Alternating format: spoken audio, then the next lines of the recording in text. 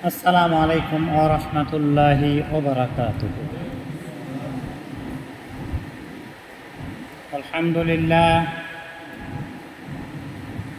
لله نحمده ونستعينه ونستغفره ونؤمن به ونتوكل عليه ونعوذ بالله من شرور أنفسنا ومن سيئات أعمالنا. من يهد الله فلا مضل له ومن يضلل فلا هادي له، ونشهد أن لا إله إلا الله وحده لا شريك له، ونشهد أن محمدا عبده ورسوله الذي أرسله بالحق بشيرا ونذيرا وداعيا إلى الله بإذنه وسراجا منيرا. فقد قال الله تعالى في كلامه المجيد الفرقانه الحميد: قل إن كنتم تحبون الله فاتبعوني يحببكم الله ويغفر لكم ذنوبكم والله غفور رحيم.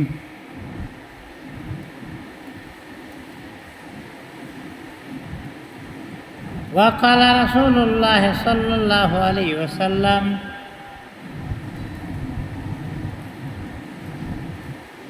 وقال رسول الله صلى الله عليه وسلم: عش ما شئت فإنك ميت، وأبد ما شئت فإنك مفارقه، وأعمل ما شئت فإنك تجزى به. ما كان محمد أبا أحد من رجالكم ولكن رسول الله وخاتم النبيين وكان الله بكل شيء عليما.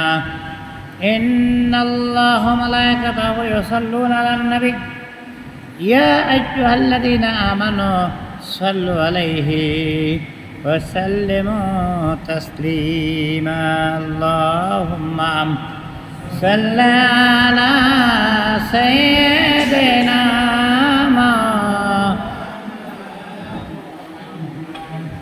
وعلى آل سيدنا। এসো মোরা দরুদ পড়ে খুশি করি নবীকে, রোজ হাসরে নবী ছাড়া উম্মত তড়াইবে কে। আল্লাহুম্মা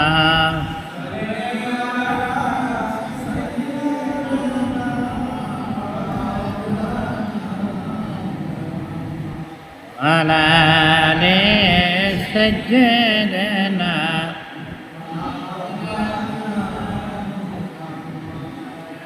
সমস্ত তারিফ প্রশংসা আল্লাহ তাবারক ওয়া তাআলার জন্য, যে আল্লাহ জাল্লা জালালুহু এই দুর্যোগপূর্ণ আবহাওয়াতেও আমাকে আপনাকে দুনিয়ার সমস্ত কাজ থেকে ফারেক করে, আলাদা করে বা জুদা করে দুনিয়ার শ্রেষ্ঠতম স্থান মসজিদে আসার বসার এবং দিনে আলোচনা শোনার তৌফিক এনায়েত করেছেন। সেই মহান রব্বুল আলামিনের দরগায় বেইনতেই শুকরিয়া, আলহামদুলিল্লাহ। মুহতারাম হাজিরিন, আমি আজ আপনাদের সামনে যে বিষয়টির উপর কথাবার্তা বলার ক্ষুদ্র প্রয়াস চালাচ্ছি, সেইটি নবীজির ভালোবাসা। নবীজির ভালোবাসা।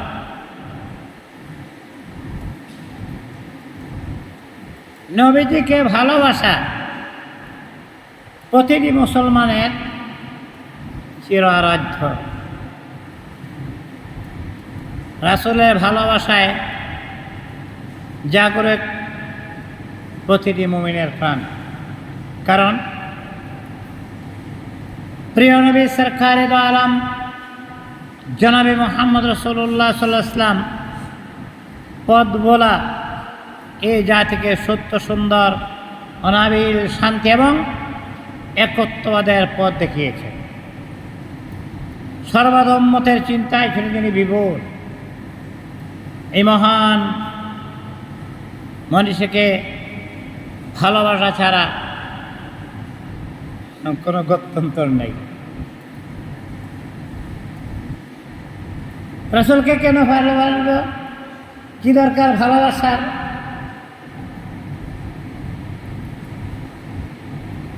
মানুষের জন্মগতভাবে স্বভাব হচ্ছে সে অন্যের বৈশিষ্ট্য, গুণাবলী, পরিপূর্ণতা, সৌন্দর্য এবং কমনীয়তা এর প্রতি আকৃষ্ট হয়ে তাকে ভালোবাসতে শুরু করে। নবী সাল্লাল্লাহু আলাইহি সাল্লামকে মহান আল্লাহ তাবারক ওয়া তাআলা মহান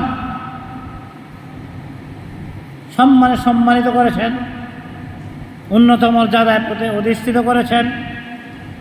তার প্রতিটি সৌন্দর্য ও গুণ সর্বোচ্চ পর্যায়ে, যার কোনো তুলনা এই ধরাধামে আর দ্বিতীয়টি খুঁজে পাওয়া যায় না। যার কারণে নির্দ্বিধায়, বিনা দ্বিধায় নবী সাল্লাল্লাহু আলাইহি সাল্লামকে মানুষ ভালোবাসে। সেই জন্য আমরা প্রিয় লোককে ভালোবাসি। আল্লাহ তাবারক ওয়া তাআলার কাছে সবচেয়ে প্রিয় হইলেন তিনি। আল্লাহ তাবারক ওয়া তাআলার কাছে সবচেয়ে প্রিয় তিনি, যিনি আমাদের প্রিয় রাসূল সরকারে দো আলম নূরে মুকাররম জনাবি মুহাম্মদ রাসূলুল্লাহ সাল্লাল্লাহু আলাইহি সাল্লাম। এই জন্য তার ভালোবাসাকেই, অর্থাৎ নবী সাল্লাল্লাহু আলাইহি সাল্লামকে ভালোবাসার প্রথম এবং সর্বপ্রধান কারণ হচ্ছে স্বয়ং আল্লাহ তাবারক ওয়া তাআলার প্রিয়তম। আমি এভাবে বলতে চাই, সবাই আমরা আল্লাহর পাগল, আল্লাহ নবীর পাগল।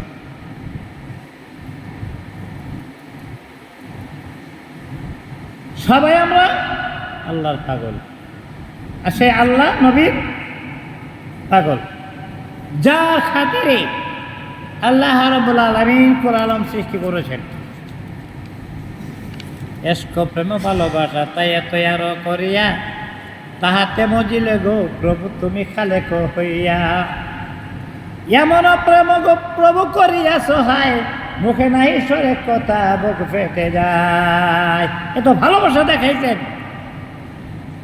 অর্থাৎ সবচেয়ে বেশি ভালোবাসা আল্লাহ তাবারক ওয়া তাআলা দেখিয়েছেন তার হাবিবের শানে।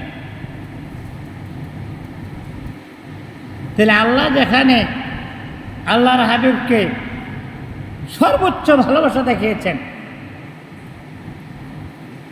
তখন সাধারণ মুমিন তাকে কেন ভালোবাসবে না? আল্লাহ যেখানে সর্বোচ্চ ভালোবাসা দেখিয়েছেন, আমরা কেন তাকে ভালোবাসবো না?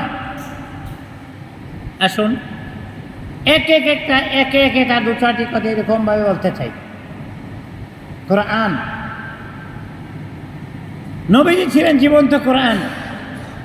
কোরআন একটা মুজিজা, আল্লাহর হাবিবের শানে কোরআনও একটা মুজিজা। মা সিদ্দিকা রাদিয়াল্লাহু তাআলা আনহাকে কেউ জিজ্ঞাসা করে, আল্লাহর হাবিব, মা সিদ্দিকা জিজ্ঞাসা করছে, আল্লাহর হাবিবের চরিত্রের ব্যাপারে কিছু বলুন। আপনি কি কোরআন পড়েন? তাহলে কোরআনে আল্লাহর হাবিবের চরিত্র। নবী সাল্লাল্লাহু আলাইহি ওয়াসাল্লাম পরিপূর্ণতা, সৌন্দর্য এবং কমনীয়তার সবচেয়ে বড় সাক্ষী হল কোরআনে কারীম, কোরআনে হামিদ। এবং কোরআনের ব্যাখ্যা যে জানে, পবিত্র কোরআনের আমলের তাফসীর বা জীবন্ত ব্যাখ্যা আল্লাহর হাবিব। জাত এবং সিফাত, আল্লাহর সত্তা এবং গুণাবলী সম্বলিত আয়াতসমূহের ব্যাখ্যা রয়েছে এই কোরআনে কারীম কোরআনে হামিদের মধ্যে। আল্লাহ তাবারক ওয়া তাআলা কুদরতের বিবরণ সম্বলিত আয়াত হচ্ছে তার দলিল। এক কথায় আল্লাহর হাবিব ছিলেন জীবন্ত কোরআন। কোরআন দেদীপ্যমান হয়ে উঠক তার মুবারক সত্তায়। আল্লাহ তাবারক ওয়া তাআলা নবীদেরকে নাম নিয়ে ডাকতেছে, ইয়া মুজাম্মিলু কুমিল্লা ইল্লা কালিল্লা, এইভাবে তার হাবিবকে ডাকতেছে। কিন্তু মুসা আলাইহিস সালাম, ইয়া মুসা ওমা তিলকা বিয়ামিনিকা ইয়া মুসা, এই মুসা তোমার হাতুই ডাকি। আল্লাহ নবীদেরকে নাম লিয়ে ডাক দিচ্ছেন, কিন্তু তার বন্ধুকে, তার হাবিবকে নাম লিয়ে ডাকতেন না, নাম লইয়া ডাকতেন নাই, নাম লইয়া ডাকতেন না। নবী সাল্লাল্লাহু আলাইহি ওয়াসাল্লাম নাম ধরে ডাকে, বড় বিশেষ শব্দ বল, ইয়া আইয়ুহাল মুজাম্মিলু কুমিল লাইলা ইল্লা কালিলা, এই কম্বল আবৃত ব্যক্তি, এইভাবে ডাক দিচ্ছেন। অথচ আদম, নূহ, জাকারিয়া, ইব্রাহিম, দাউদ, মুসা, ঈসা সব নবীদেরকে আল্লাহ তাবারক ওয়া তাআলা নাম নিয়ে ডাক দিয়েছেন। ইয়া আইয়ুহা রাসূল, ইয়া আইয়ুহান নবী, ইয়া আইয়ুহাল মুজাম্মিল, ইয়া আইয়ুহাল মুদ্দাসসির, এরকম ডাকে ডাক দিয়েছেন। এরকমভাবে ডাক দিয়েছেন আল্লাহ তাবারক ওয়া তাআলা। এই পরম করুণাময়ের বিশেষ কৃপা এবং অনুগ্রহ তাহা একায়িত আল্লাহ তাবারক ওয়া তাআলা এমনটি বলেছেন, ইন্না আওলান নাসি ইব্রাহিম লিল্লাযীনা ইত্তাবাউ ওয়া হাযান নবী সাল্লাল্লাহু আলাইহি ওয়াসাল্লাম আল্লাযীনা আমানু ওয়াল্লাহু ওয়ালিয়্যুল মুমিনিন। তাহলে মানুষের মধ্যে যারা ইব্রাহিম আলাইহিস সালাম তার অনুসরণ করছিল, তারা আর নবী সাল্লাল্লাহু আলাইহি ওয়াসাল্লাম যারা এই নবীর প্রতি ঈমান এনেছে, তারা ইব্রাহিম আলাইহিস সালামের ঘনিষ্ঠতম, যেই নবীর বংশ থেকে 24,000 নবী দুনিয়ার জমিনে তশরিফ এনেছে। এরকমভাবে আল্লাহ তাবারক ওয়া তাআলা সূরা নূরের 63 নম্বর আয়াতে ইরশাদ করেছেন যে তোমরা আমাদের রাসূলকে, তোমরা তোমাদের রাসূলকে যেভাবে সম্বোধন করো না, যেভাবে তোমরা একে অপরকে সম্বোধন করে থাকো। অর্থাৎ আল্লাহ তাবারক ওয়া তাআলা বিশেষভাবে বিশেষ মহব্বতের ডাকে তিনি সম্মানিত সম্মান দেখে বা সম্মান করেছেন। যে নবীর আনুগত্য আমাদের জন্য একান্ত কর্তব্য। মহান আল্লাহ তাবারক ওয়া তাআলা আনুগত্যকে স্বয়ং আনুগত্যের মর্যাদা দান করে এরকমভাবে, মাইয়ুতি রাসূলা ফাকাদ আতা আল্লাহ, যে ব্যক্তি আমার বন্ধুর এতাআত করলো, যে ব্যক্তি আমার বন্ধুর এতাআত করলো, আনুগত্য করলো, সে যেন আমারই আনুগত্য। কত কাছের, কয় না? ইনি খাইলেই আমি খাইলাম, কত কাছের কথা। যে ব্যক্তির আসলে আনুগত্য করে সে যেন আল্লাহর আনুগত্য করল। এরকমভাবে আল্লাহ রাসূল সাল্লাল্লাহু আলাইহি ওয়াসাল্লাম এর আলোচনাকে সর্বোচ্চ করেছেন, উচ্চ করেছেন। যেমন আল্লাহ বলছেন, ওয়ারাফানা লাকা যিকরাক, যে আমি আপনার আলোচনাকে সমুচ্চ করেছি। সূরা ইসরার মধ্যে আল্লাহ তাবারক এমনটি ঘোষণা করেছেন, একটু খেয়াল করলে কলেমার মধ্যেও সে কথাটা বোঝা যায়। লা ইলাহা ইল্লাল্লাহ সাথে সাথে মুহাম্মাদুর রাসূলুল্লাহ। লা ইলাহা ইল্লাল্লাহ যতটা অক্ষর, মুহাম্মদ রাসূলুল্লাহর মধ্যে ততটা অক্ষর। লা ইলাহা ইল্লাল্লাহর মধ্যে কোনো নক্তা নাই, মুহাম্মদ রাসূলুল্লাহর মধ্যে কোনো নক্তা নাই। অক্ষরে অক্ষরে মিল, বেনক্তায় মিল। এবং লা ইলাহা ইল্লাল্লাহর মধ্যে 12টি অক্ষর আছে, এবং মুহাম্মদ সাল্লাল্লাহু আলাইহি ওয়াসাল্লাম এর মধ্যে 12টা অক্ষর আছে। আল্লাহ পাক আযানের মধ্যেও তার নামের সাথে মুহাম্মদ নাম যোগ করে দিয়ে তাকে সম্মানিত করেছেন। নামাজের মধ্যেও নবীর নামের আলোচনা বাধ্যতামূলক করে দিয়েছেন। যত ধরুন পূর্ব পশ্চিম উত্তর দক্ষিণ যেখানে আযান হয় সেখানে নবী সাল্লাল্লাহু আলাইহি ওয়াসাল্লামের আলোচনা। নবীজিকে বিশ্ববাসীর জন্য আল্লাহ তাবারক ওয়া তাআলা রহমত হিসেবে প্রেরণ করেছেন। আমি অনেক সময় কথাটা বলি, আল্লাহ হইলেন রব কুল আলমের রব আল্লাহ, আর আল্লাহর হাবিব হলেন রহমত। আল্লাহ রব্বুল আলামিন আর আল্লাহর হাবিব হলেন রাহমাতুল লিল আলামিন। আল্লাহ তাবারক ওয়া তাআলা সূরা আম্বিয়ার 107 নম্বর আয়াতে এমনটি ঘোষণা করেছেন, ওমা আরসালনাকা ইল্লা রাহমাতাল লিল আলামিন। ওমা আরসালনাকা ইল্লা রাহমাতাল লিল আলামিন, আমি আপনাকে গোটা বিশ্ববাসীর জন্য রহমত হিসাবে প্রেরণ করেছি।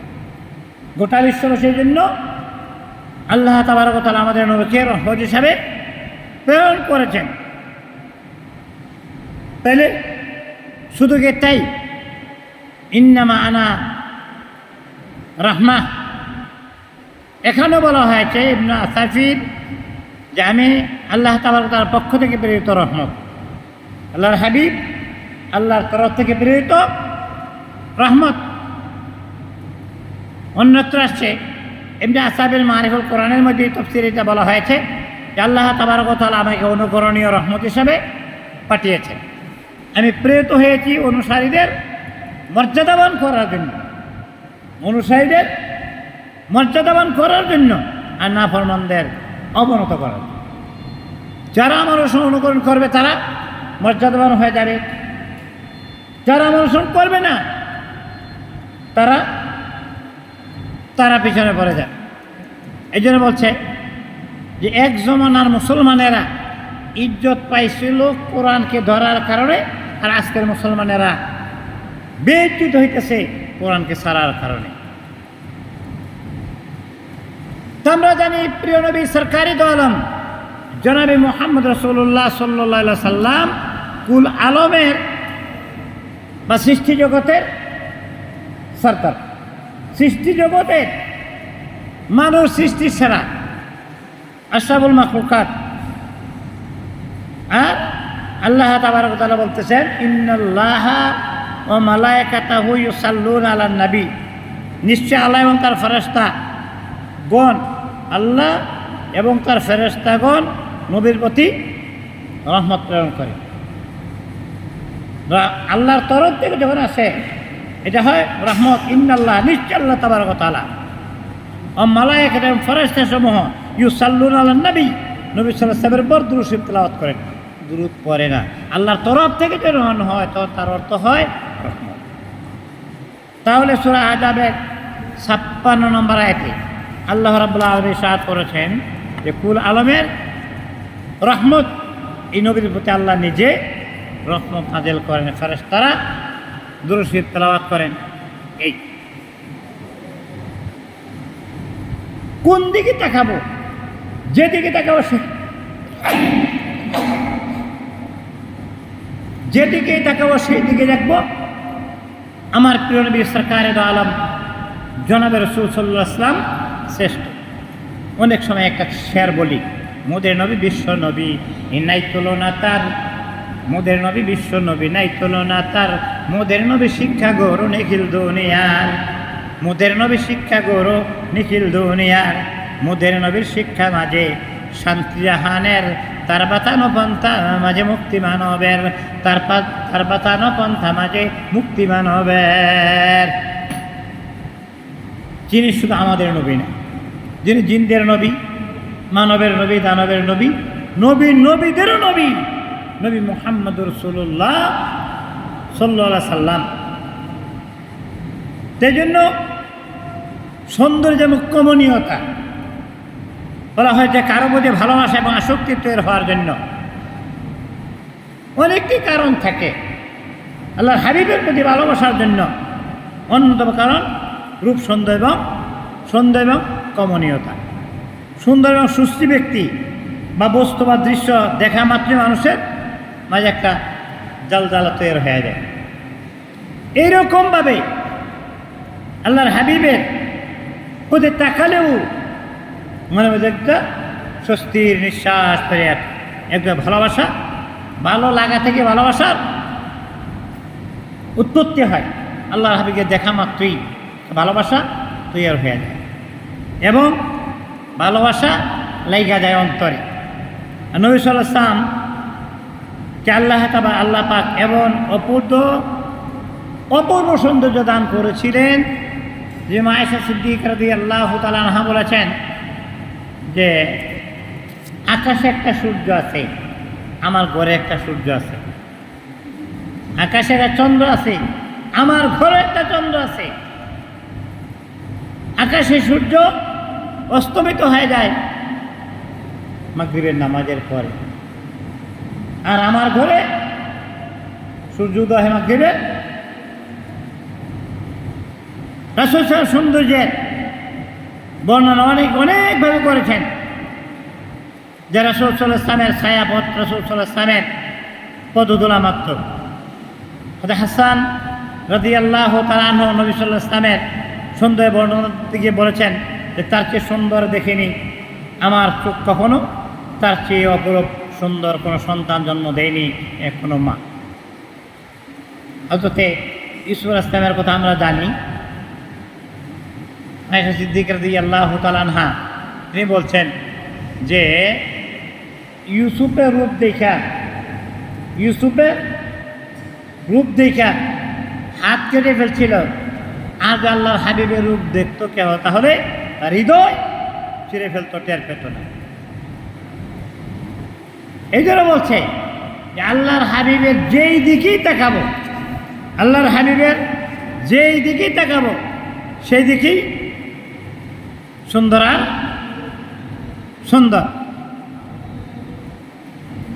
হয়তো আলী কারামুল্লাহ ওয়াজহুর বর্ণনায় প্রিয় সৌন্দর্যের কথা বর্ণনা করতে গিয়ে বলছেন যে আচমকা দর্শনকারী তাকে দেখে চমকে যেত, হঠাৎ যদি কেউ দেখছে চমকে। শুধু কি তাই, গভীরভাবে দর্শনকারী তার প্রতি বিমুগ্ধ হয়ে যেত।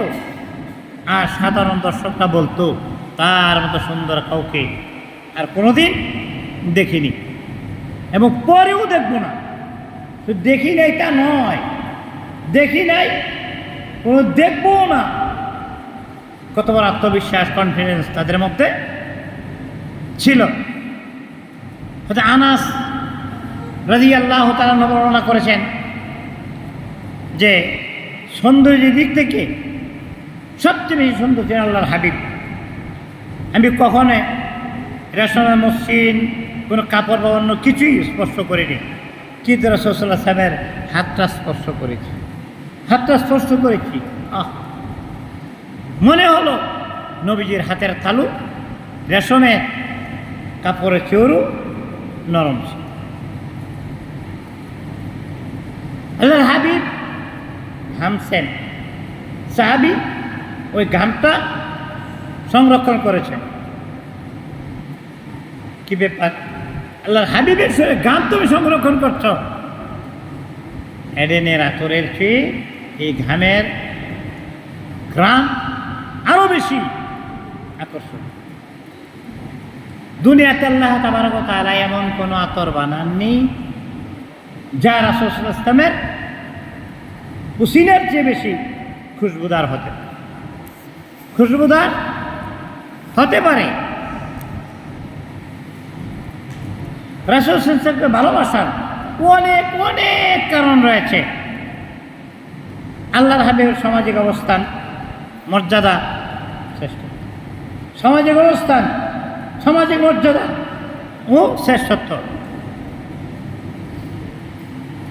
আল্লাহ তাবারক ওয়া তাআলা তার হাবিবকে সীমাহীন মর্যাদা এবং শ্রেষ্ঠত্ব দান করেছিলেন। পবিত্র কোরআনে কারীম ফুরকানে হামিদের সূরা নিসার ১৭ নম্বর আয়াতে আল্লাহ তাবারক ওয়া তাআলা এমনটি বলেছেন, ওয়া কানা ফাদলুল্লাহি আলাইকা আযীমা, আপনার প্রতি আল্লাহ তাবারক ওয়া তাআলার করুণা অসীম, যার কোনো সীমা নাই। আরেকটা বর্ণনা আছে, নবী সাল্লাল্লাহু আলাইহি ওয়াসাল্লাম এর সামনে বলেছেন, তোমরা মন দিয়ে শোনো, আমি আল্লাহর হাবিব। হাবিবর তো দোস্ত, খলিলের তো দোস্ত, হাবিবর তো দোস্ত, খলিলের তো দোস্ত। ইব্রাহিম আলাইহিস সালাম খলিল উপাধিতে ভূষিত হয়েছে, যিনি আল্লাহ তাবারক ওয়া তাআলাকে ভালোবাসতে যে সব কিছু মহব্বতে বিসর্জন দিয়েছেন, ইনি খলিল। আর স্বয়ং আল্লাহর হাবিবকে যিনি ভালোবাসতে যে অনেক কিছু, তিনি হলেন হাবিব। এই জন্য কিয়ামতের ময়দান যেদিন কায়েম হয়ে যাবে, সেদিন কিয়ামতের দিন প্রশংসার পতাকা আল্লাহর হাবিব বলে আমার হাতে থাকবে। আল্লাহ তাবারক ওয়া তাআলার প্রশংসার পতাকাটা সেদিন আমার হাতেই থাকবে। তারপর আল্লাহর হাবিব বলে কি, আনা খাতামুন নবিয়্যিন লা নাবিয়্যা বাদি, আমি শেষ নবী, আমার পরে আর কোনো নবী আসবে না। আনা খাতামুন নাবিয়িনা লা নাবিয়্যা বাদি, আমি শেষ নবী, আমার পরে কোনো নবী আসবে না। তার মধ্যে আমার কোনো লা ফাখরা ফিহি, এর মধ্যে ফখর নাই, কোনো ফখর নাই।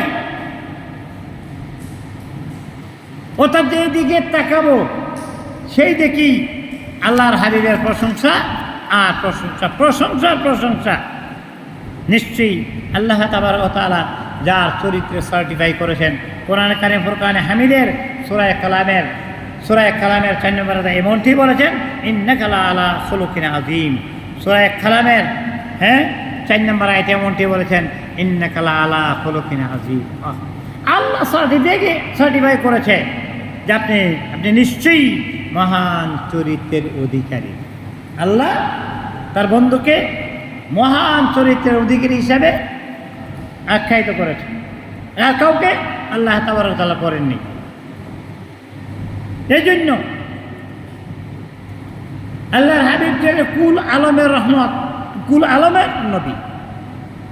আল্লাহ তাবারক ওয়া তাআলা নবী বা রাসূল পাঠিয়েছেন কোনো গোত্রের জন্য, কোনো বংশের জন্য, কোনো প্রভিন্সের জন্য, এলাকার জন্য, কিন্তু আল্লাহ তাবারক ওয়া তাআলা তার বন্ধুকে পাঠিয়েছেন কিয়ামত পর্যন্ত আনে বলে সমস্ত মানুষের জন্য। আমরা কাউকে ভালোবাসি, তার কৃপা বা অনুগ্রহ এদিকে আমরা তাকাই। কাউকে ভালোবাসার কারণরা উপাদান হচ্ছে কৃপা বা অনুগ্রহ। যেমন বলা হয়েছে যে আল্লাহ তাবারক ওয়া তাআলা মানুষ কৃপার দাস, মানুষ কৃপার দাস, যেটিকে অন্য শব্দে বলা হয়েছে হৃদয়কে সৃষ্টি করা হয়েছে তার থেকে, তার প্রতি কৃপাকারীকে ভালোবাসার জন্য। এই জন্য আমি আবারও সেই কথাটা আনি, এশক প্রেম ভালোবাসা তৈয়ার করিয়া তাহাতে মজিলে গো প্রভু তুমি খালেক হইয়া। আল্লাহর হাবিবের কারণে আল্লাহ তাবারক ওয়া তাআলা কুল আলম বানাইছেন, কুল মাখলুক বানাইছেন, এবং নবী সাল্লাল্লাহু আলাইহি ওয়াসাল্লাম উম্মতের প্রতি অসীম কৃপা এবং অনুগ্রহ করেছেন।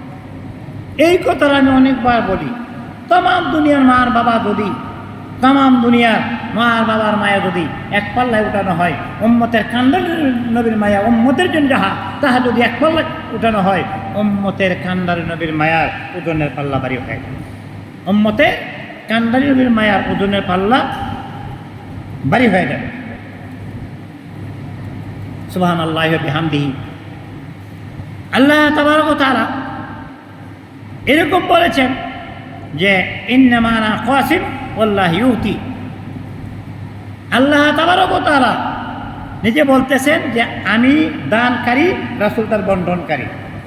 আমি দানকারী, রাসূল তার বন্টনকারী। মুসনাদে ইবনে আলাতে 5855 নম্বর হাদিসের ব্যাখ্যা যেমনটি বলা হয়েছে, আল্লাহ পাকের পক্ষ থেকে যে সমস্ত এলেম, নূর, মারিফাত মহানবী সাল্লাল্লাহু আলাইহি ওয়াসাল্লামের কাছ থেকে প্রেরিত তা সাহাবাদের মাঝে কী করতেন? বন্টন করতেন। এক হাদিসে আছে, আমি নবী সাল্লাল্লাহু আলাইহি ওয়াসাল্লাম যিনি বলছেন আল্লাহ পাক যা কিছু আমার অন্তর প্রদান করেছেন তা আমি আবু বকর সিদ্দিক এর অন্তরে স্থানান্তরিত করে দিয়েছি। ওনার হাদিসে এরকমভাবে আসছে, হযরত আলী খান ওয়াজুর সানে বলেছেন, আনা মাদিনাতুল ইলমি ওয়া আলিউন বাবুহা। এখন অনেক ফকির বন্ধুরা বলে থাকে যে 90,000 কালাম করেছেন আল্লাহ তাবারক ওয়া তাআলার সঙ্গে মেরাজ রজনীতে, 30,000 প্রকাশ হয়েছে আর 60,000 গোপন রয়েছে। আল্লাহর হাবিব বলতেছে আল্লাহ পাক আমার অন্তরে যা প্রদান করেছেন তা সব কিছু আমি সিদ্দিক আকবরকে দিয়ে দিয়েছি, আর এর অন্তর আমি স্থানান্তরিত করে দিয়েছি, পুরোটাই বাকি রাখে সব দিয়ে গেছি, দিয়ে দিছি। আর আল্লাহর হাবিব এর যত এলেম আছে তারিক কালাম অজাহকে দিয়ে দিছে। অতএব বাকিনি বলতে আর কিছুই রেখে যাননি, যে আল্লাহর পক্ষ থেকে এসছে, আল্লাহ রেখা দিছে, ওকে বলে নাই, এমনটি রেখে যান। তবে আবু বকর সিদ্দিক রাদিয়াল্লাহু তাআলা আনহু এর মর্যাদার জন্য কিয়ামত পর্যন্ত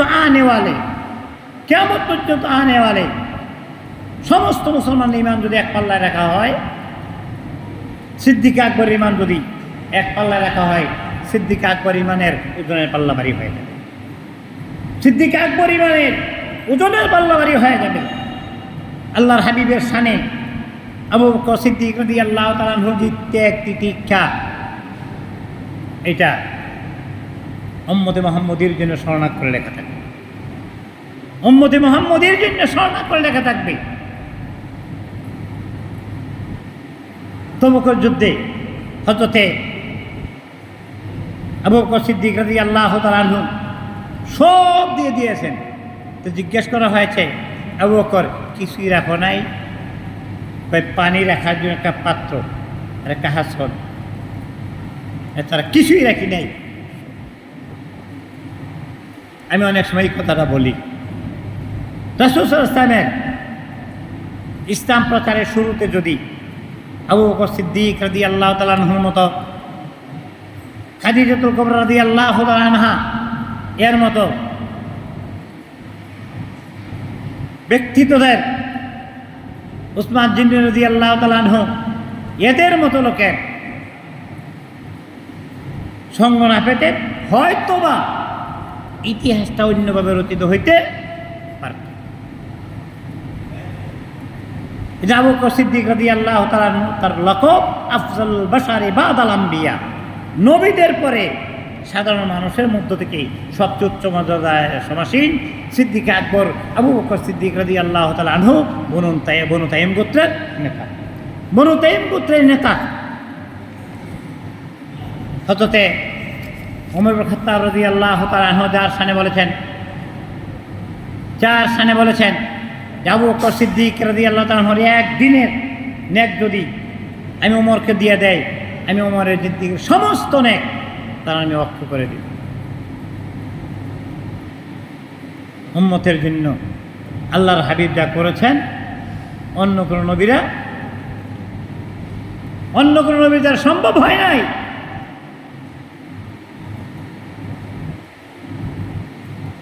আল্লাহর হাবিব এশার নামাজের পরে একটু শুইছেন। হযরতে জিবরাইল আলাইহিস সালাতু ওয়াস সালাম এসে ডাকলেন, আপনি শুয়ে থাকেন এরকমভাবে, উম্মতের জন্য কাঁদবে কে? কথাটা ভিতরে লাগলো। আল্লাহর হাবিব ঘর থেকে বের হয়ে গেলেন, উম্মতে বলে ঘর থেকে বের হয়ে গেলেন। 1, 2, 3 দিন হয়ে গেল, আল্লাহর হাবিবের সন্ধান পাওয়া যাচ্ছিল না। কেউ বলছে, কোনো এক রাখাল বলছে যে আজ 3 দিন যাবৎ এই পাহাড়ের চূড়ায় কোনো এক ব্যক্তি এসে কাঁদছেন, যার মুখের বলি রব্বি হাবলি উম্মতি ইয়া উম্মতি। এই লোক আসার পর থেকেই আমাদের বেড়া বকরি দম্বাগুলো পাহাড়ের দিকে তাকিয়ে তাকিয়ে খাচ্ছে। তারা ঘাস খাওয়া ছেড়ে দিয়েছে। সিদ্দিককে একবার বুঝবার বাকি নাই, তিনি আমাদের সরকারে দো আলম জনাবে রাসূলুল্লাহ সাল্লাল্লাহু আলাইহি ওয়াসাল্লাম। তিনি যে দেখেন আল্লাহর হাবিব সেজদাত অবস্থায় ডাকছেন। সর্বশেষে তিনি উঠেন না, খাতুনে জান্নাত দিয়ে বলছে, আব্বা আমি আমার সব কিছু আপনার উম্মতের জন্য কুরবান করে দিলাম, আপনি মাথা উঠান। আল্লাহর হাবিবকে সবাই চিনেছে, সবাই বুঝেছে, আমি বুঝি নাই। আল্লাহ তাবারক ওয়া তাআলা আমাদের সবাইকে আল্লাহর হাবিবের মহব্বত নিয়ে যেন দুনিয়ার জমিন থেকে যাইতে পারি। আল্লাহ তাবারক ওয়া তাআলা আমাদেরকে যেন তার বন্ধুর খাঁটি উম্মত হিসাবে কবুল মঞ্জুর করে নেন। এই অবস্থায় যেন আমরা দুনিয়ার জমিন থেকে যাইতে পারি। আমা তৌফিক ইল্লা বিল্লাহ। আসসালামু আলাইকুম ওয়া রাহমাতুল্লাহি ওয়া বারাকাতুহু।